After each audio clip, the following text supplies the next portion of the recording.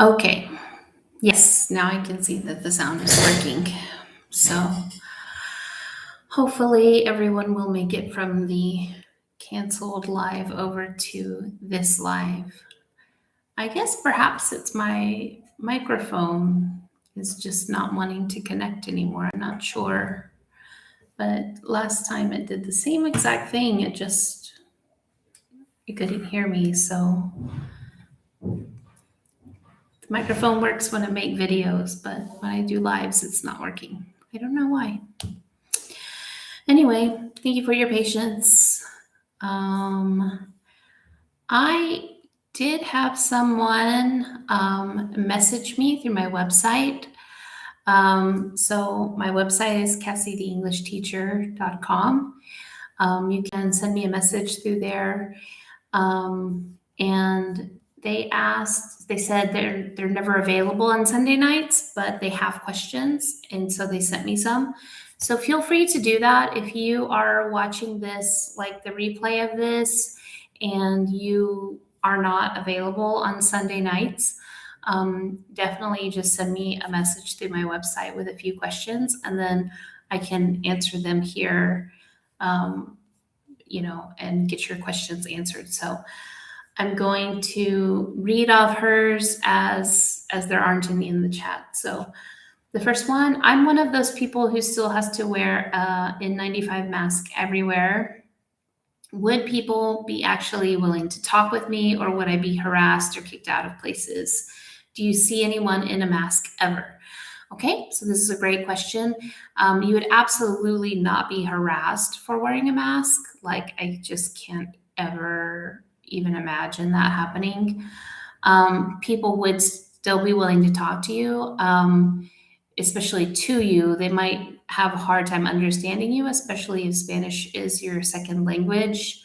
The mask might make it difficult for you to respond. But no, it would not be like it is in the US where it somehow has become some kind of like political statement, or, people like give you a hard time about it. Nobody's going to give you a hard time. Not very many people wear them. So you might stand out a little bit. I will say I do see people wearing masks, especially there's a season of the year where in spring where there's a lot of pollen from this certain kind of tree, and a lot of people will wear masks while walking down the streets because that pollen affects everyone. And I also see people wear masks. I kind of assume if they are sick themselves, or if they're immunocompromised or something on the bus. I will probably see, I take the bus daily, and I'll probably see one or two people a day wearing a mask. Usually older people. So that's why I'm saying I'm kind of assuming they might be immunocompromised or already sick, and they're protecting themselves or others and they're on the bus. So, yeah, I think you'll be fine wearing that. The most concerning would be like the communication through the mask, I think would be a bit of a challenge. Okay. If you have a question, you can put it in the chat and I will answer those first too. Her second question, from what I've heard, getting the cedula makes life so much easier. How do you get things done before you have it? So one of the very neat things about Uruguay is that a lot of the things that you need for life, like for living, can be done with just your passport. For example, you can sign up for a healthcare policy with just your passport. That's called a mutualista. You can go ahead and sign up and start getting treatment and be in their system with just a passport. You can get a lease, like you can rent an apartment with just a passport. You could even buy a house with just a passport. You can enroll your kids in school with just passports. So the cedula makes life easier because it's just kind of the default here. So if you think about in the US, we kind of use a driver's license for a lot of things, like to show your age or to show your identification at things you would use your driver's license. They use the cedula like that here. I mean, they do have a driver's license here, but it's only used in driving, right? The cedula is the number that's used as your identification. Um, and so, yeah, that does make your life easier. There's some things like Mercado Libre, which is like our version of kind of Amazon slash eBay slash Zillow. You can't buy things without a cedula. So there's just some things that you need a cedula to do, or more accurately, having a cedula makes things easier to do, but there are ways to do them with a passport, if that makes sense. It's similar to like having a bank account. Having a bank account makes things infinitely easier in a lot of ways, but you can pay all your bills without a bank account. There are ways to do that when you first arrive. So if that all makes sense, I'll move on. Let's see. So somebody says, would you recommend renting a house or an apartment? That's very much going to depend on where you want to live.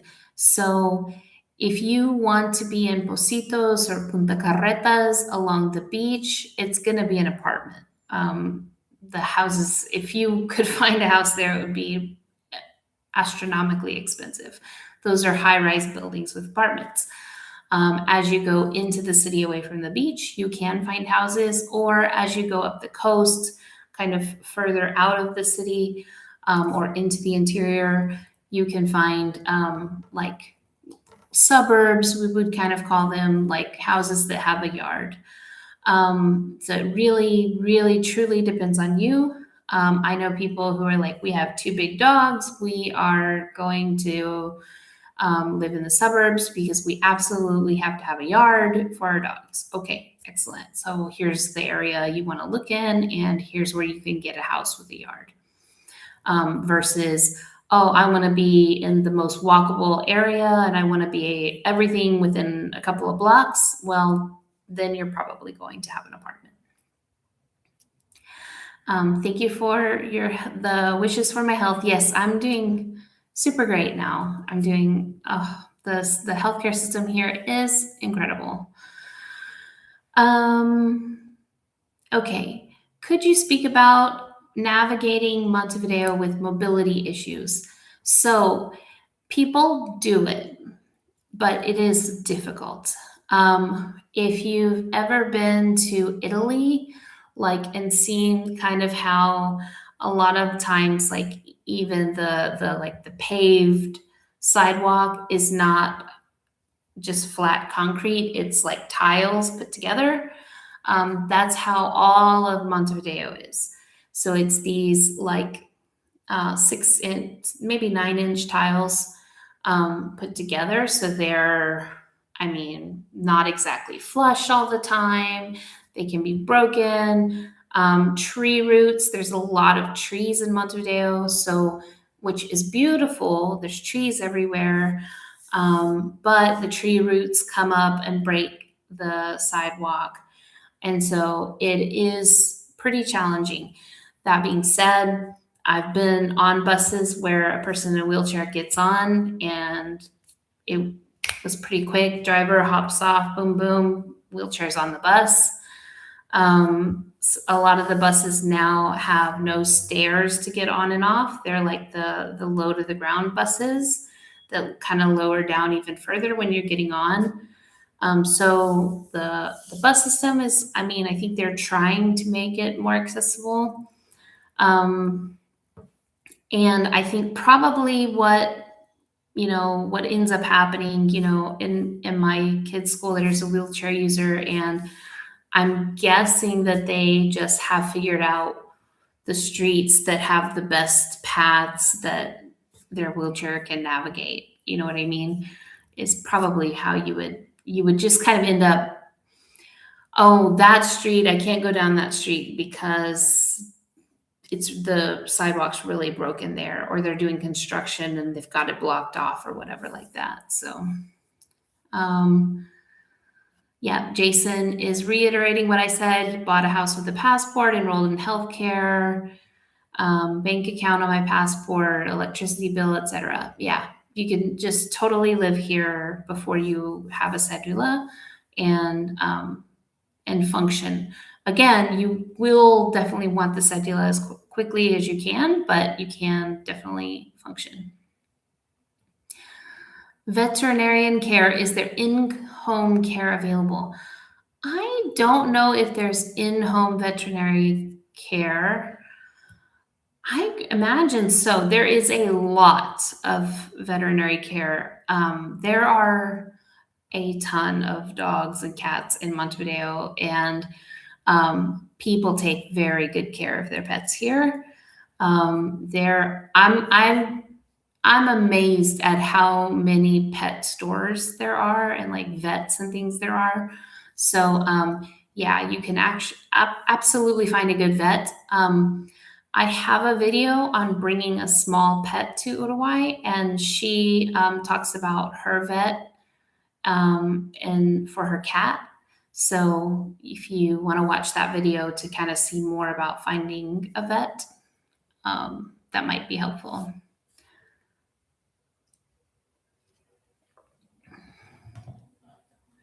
Okay. Oh, you know what? Betty might be willing to come do a live. Yeah. Um, I'll ask her. That's a good idea. Let me write it down so I don't forget.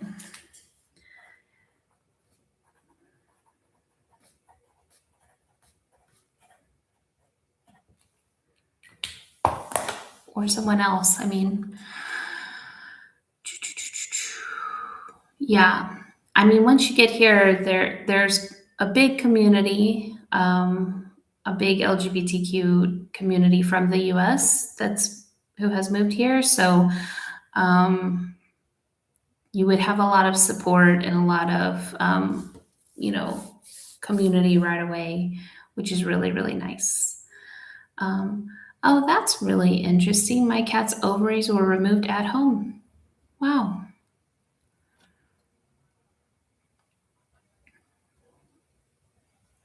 Okay. And Jason is also reiterating there is in-home care available.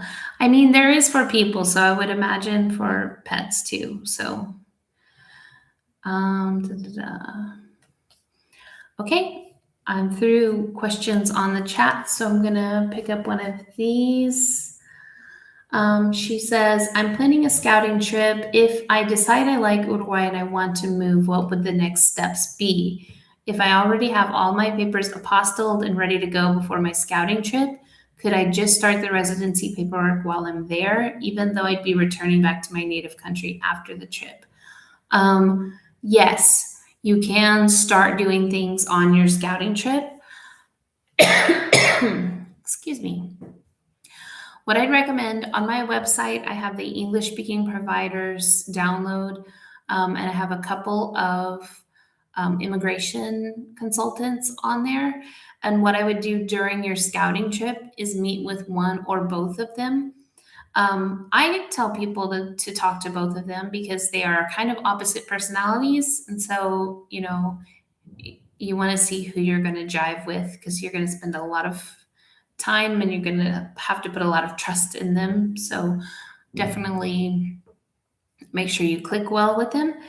But you know, if you're already here on the scouting trip, what I would do is call them before you come, and they can prepare you and then meet with you while you're here and see if there's anything they can get the ball rolling on while you're here. And then they can also give you, you know, the advice that you might need determining, you know, like how long an apostille is good for, or how long you can be out of the country before you have to come back, et cetera, et cetera. So I just always defer to them because they're the experts. And if you're already coming all this way for a scouting trip, yes. I mean, if you can get the ball rolling on anything, it makes sense to go ahead and do that. So okay, do I have any? Yes, I do. Student visas and the cost of college tuition for expats. So if you're coming from the US, you don't necessarily need a student visa. You can you'll have an automatic 90-day visa that you can extend and then maybe apply for residency. Although possibly there is like a student form of residency or visa that I'm unaware of, that list that I just spoke of, you would want to talk to either Aldo or Magdalena, the people on that list. Um, I don't know the cost of tuition for expats. It's for UDELAR is free for Uruguayans. So, I mean, I don't know off the top of my head what the cost would be. There are also some private institutions, but they're pretty inexpensive compared to the US because, again, they're competing with free. So, I would you'll have to like look it up online and see if the main free college is also free to um, immigrants. That's the acronym for it, UDELAR. Um,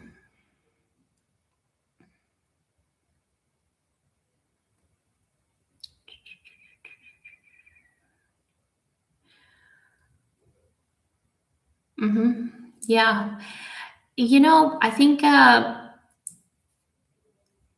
I think people, there's like so many different ways to get your paperwork in, and it's all going to depend on your lifestyle and what you're trying to do. And, like I've had people who came down for a scouting trip, got some things set up, then went to back to sell their house and get things ready back in the US, and then come back down, have their residency like ready to go.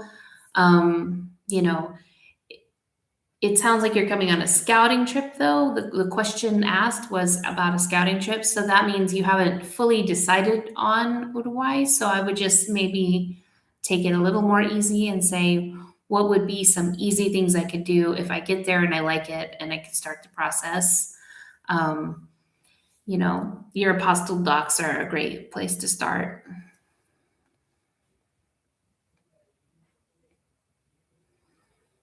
Okay. Somebody asked, what can you say about Atlantida? We're considering moving there. I love it. It's so pretty there. It's a great little beach town. It's got this really cool fort that's in the shape of an eagle. There's bees in it right now, though, so be careful. It's absolutely charming. It's close enough to Montevideo that you can take the like suburban bus routes, which is great. Like you don't have to take the interdepartmental bus routes. You can get a bus back to Montevideo several times an hour, even. Well, maybe from Atlanta, maybe not hour, but many times per day, you can hop on a bus and get back to Montevideo, or get to. I'm saying back to Montevideo because when I visit there, I'm coming back, but so you could easily come in for like immigration appointments or doctor's appointments, things like that. But Atlantia is very peaceful and calm, and yeah, I think definitely go explore it. Atlantida and then just kind of all the little towns between Atlantida and Piriapolis are really lovely. Yeah, Jason makes a good point about getting your apostille stuff right before you come, because they can expire. So that's again why you have a planning meeting with an immigration specialist, and they know all of your plans so that you can make sure you're not outside of any deadlines or anything like that.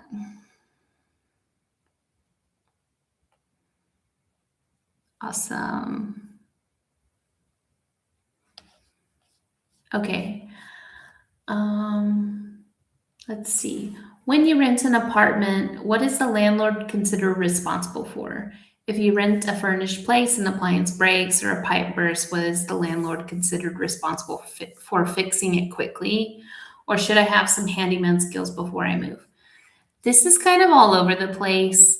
We had a really good landlord in our apartment who we had a furnished place, and like when our fridge broke, he repaired it. We had both of those things. Our fridge broke and he repaired it, and a pipe burst and he repaired it. So um, definitely a pipe burst. I would think the landlord would have to repair that. And in our case, he did, because it was like part of the building pipe that burst. Like it wasn't even in our unit. It was this whole thing. But it's going to be on your lease probably. So make sure that your real estate agent really explains that to you. That's why I like to say it's worth hiring someone when you're renting for the first time. You don't strictly have to, but they can explain things to you. I really love Danielle. He's really good. He's in my English speaking providers list as well. He explains everything so fully. So if you're signing a lease, he could explain all of that to you. It's handyman skills. There are some things that are like our lights had these like kind of fancy LED lights, and they kept going out, and I was a little bit afraid to mess with them because the voltage here is different. And I was like, okay, well, if I get shocked in the US, it hurts, but if I get shocked here, like, so I don't really want to not know what I'm doing and mess up. So he the electrician came and showed me how to do one, and then as the rest of them went out, I replaced them myself then.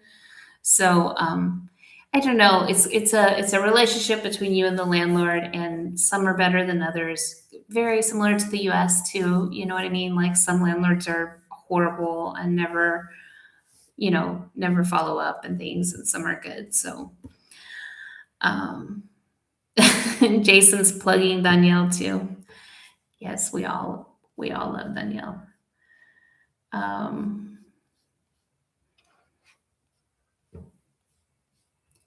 okay, that was all the questions I had emailed. Any more questions in the chat?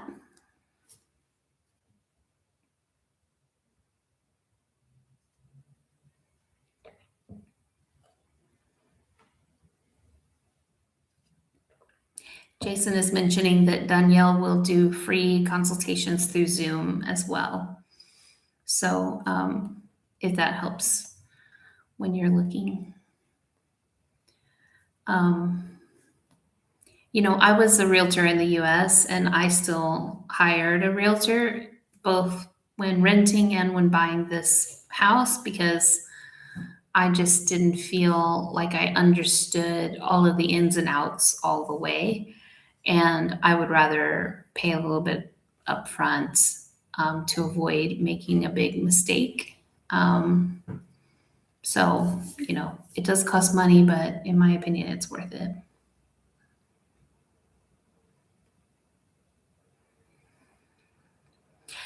Yeah, so there's a good point in the chat that the towns, like the little beach towns, Atlantida, Piriapolis, those are, I mean, they're touristic towns. People go there on holidays.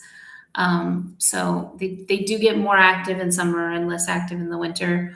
Although I think Atlantida and Piria both stay cities kind of, or towns year round, more so than some of the really tiny ones.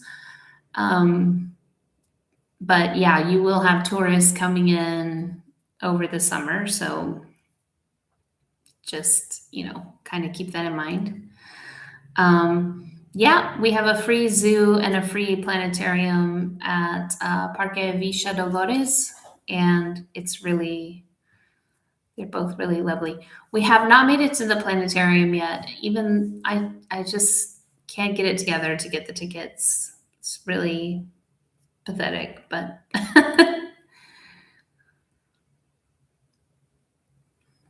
short-term accommodations for the initial trip, I would just go with like Airbnb or Booking.com. That's what's going to be the best thing for you here. They're not going to rent for like less than a year. There's some like kind of shared housing situations and stuff and student housing, but it's hard to find and it's usually for a few months at a time. If you're just coming to like do a scouting trip or even when you first arrive, I would definitely recommend like a short term stay, like an Airbnb or whatever. I know Airbnb is awful, but they it does just make it easier. And you can have, I mean, we lived in Airbnbs for 4 months, and my husband was a director of software working from home from them. So you still can have great internet access and everything in an Airbnb. You don't need to worry about it. Um, okay.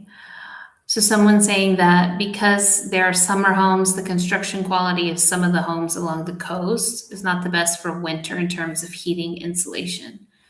Oh, that's a really good point. Yeah, like um, if somebody's built it just to rent out for the summer, um, or if it's just somebody's second home who lives in Montevideo, maybe, then yeah.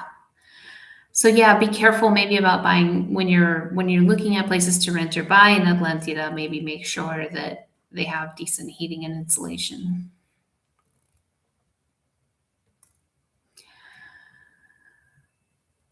What do you recommend we look for in a relocation specialist, particularly for the document review and translation? How much is a reasonable fee for these services? So the document review and translation, um, oh gosh, I need to do I need to do a video on all of the costs. Um,